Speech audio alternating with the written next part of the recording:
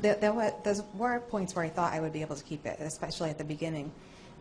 When I went in for my first surgery, coming in, directly in from the bombing, they said, doctors told me they needed to do a second surgery and really take a good look at it and determine if they were going to be able to save it or not.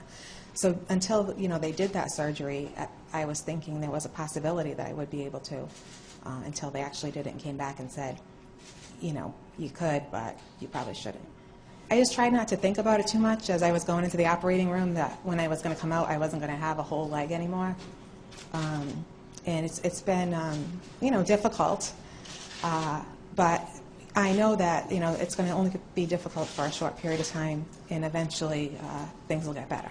Some of them came in, like I had a couple of people talk to me about the fact that they were not willing to give up their foot at the point where they had to make the decision that I had to make, and how they really regretted that decision because it was years of pain and unnecessary sort of suffering for them. So, that kind of helped me with the decision, hearing different people say, sort of support what the doctors here were telling me. Most of the people that I've spoken with have had amputations related to motorcycle accidents, or some received amputations for incidents that happened in Iraq or Afghanistan. And they, they seem like very positive people. They just say, this is who they are. And I aspire to be like that eventually. It is a life-altering experience, and if I didn't have the support system in my family and friends that I do, I think I would be devastated. I don't think I would have a positive outlook. But it's so hard for me to focus on anything negative because they're always around.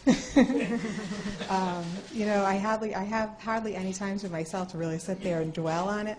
And if I do find myself, my mind kind of going there, I try to just turn it right around and say, you can't sit there and say, what if I arrived 5 minutes later or 5 minutes earlier, or what if I decided not to go to the game this year? And, I did think I did that for a little while, but,